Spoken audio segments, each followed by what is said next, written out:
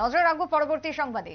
ঊনকোটি জেলা হাসপাতালের উন্নয়নের নতুন পালক। এবার দীর্ঘদিনের যে দাবি, সেই দাবি পূরণ হতে চলেছে এলাকাবাসীর। শুরু হতে চলেছে নবজাত শিশু এবং তার সঙ্গে মেডিসিন বিভাগের।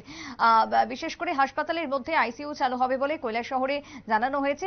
সংবাদ প্রতিনিধিদের সামনে জানিয়েছেন স্বাস্থ্য পরিবার কল্যাণ দপ্তরের অধিকর্তা ডক্টর সঞ্জীব দেববর্মা। তার সঙ্গে চালু হচ্ছে নবজাতক শিশুদের জন্য এই আইসিইউ, যেমনটা জানানো হলো। তবে বিশেষ করে ঊনকোটি জেলা হাসপাতাল, যে হাসপাতালের ক্ষেত্রে এর আগেও বিভিন্ন দাবি উঠে এসেছিল কৈলাসহর ঊনকোটি জেলা হাসপাতালকে উন্নত করার জন্য। তাই দীর্ঘদিনের যে চাহিদা, সেই চাহিদা এবার পূরণ হতে চলেছে এলাকাবাসীর, যার কারণে এক প্রকার বলা যায় খুশির হাওয়া। নবজাতক শিশুদের মেডিসিন এবং আইসিইউ ইউনিট যেটা উদ্বোধন হতে চলেছে আর কয়েকটা দিনের মধ্যে। তবে হাসপাতাল পরিদর্শনে যান স্বাস্থ্য দপ্তরের অধিকর্তা এবং যুগ্ম অধিকর্তা। কৈলাসহরে গিয়ে জেলা হাসপাতালের মেডিকেল সুপারের সঙ্গে তারা বৈঠক করেন। বৈঠকের পর জেলা হাসপাতাল পরিদর্শন করেন। সেখান থেকে চলে যান আরজিএম মহকুমা হাসপাতালে, কারণ সেই হাসপাতালেরও কি হাল হকিকত রয়েছে সেটাও ঘুরে দেখলেন আজকে স্বাস্থ্য দপ্তরের আধিকারিকরা। তবে বর্তমানে বিভিন্ন ক্ষেত্রে স্টাফ নার্সের অভাব রয়েছে, বেশ কিছু ক্ষেত্রে অভাব দেখা গেছে। যে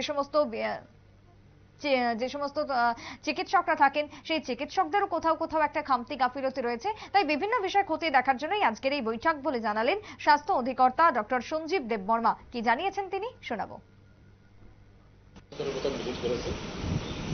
আর এখন আমরা আরজিএম হসপিটাল ভিজিট করছি।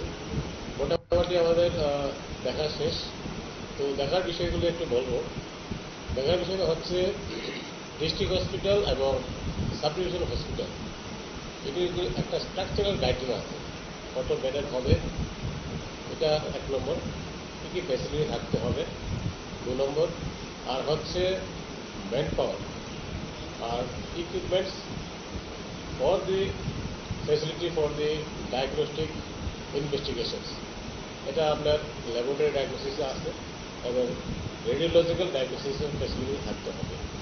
তো সব মিলিয়ে আমার দেখার ব্যাপার হচ্ছে আমার ইনফ্রাস্ট্রাকচার বা আমাদের বিভিন্ন পরিষেবা দিতে গেলে যে সমস্ত পরিকাঠামোর দরকার এগুলি আছে কিনা, আর ইকুইপমেন্টসগুলি ঠিকঠাক আছে কিনা, আগলে কি পর্যায়ে আছে এবং এগুলি সঠিক ব্যবহার হচ্ছে কিনা দেখা।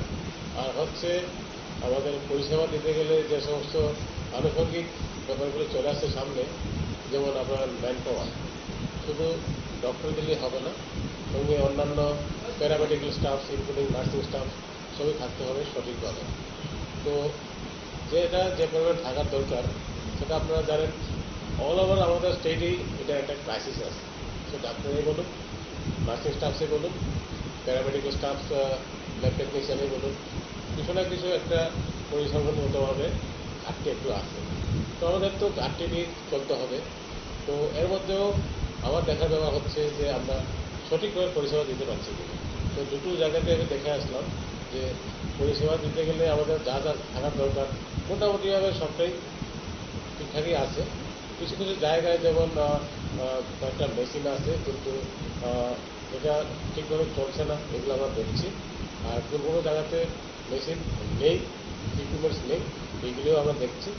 আর কোনো জায়গাতে ধরুন আপনাদের অন্যান্য ডিপার্টমেন্টের হেল্প লাগবে, যেমন আমাদের মিউনিসিপ্যালিটির হেল্প লাগবে, তারপরে ইলেকট্রিকের হেল্প লাগবে, JWS এর হেল্প লাগবে।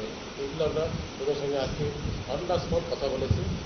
তো সবটা মিলিয়ে আমার আজকে এই দুদিন আমি ঘুরবো এখানে, ঊনকোটি প্রায় শেষের পথে, যাওয়ার সময় আমরা কোলাঘাট ঢুকবো।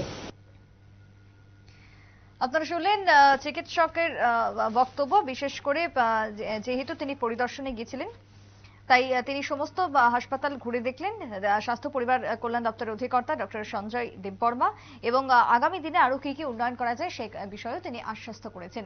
দীর্ঘ বৈঠকের পর উঠে এসেছে একাধিক দিক। ছোট্ট একটা বিরতির পর ফিরবো, সঙ্গে থাকুন।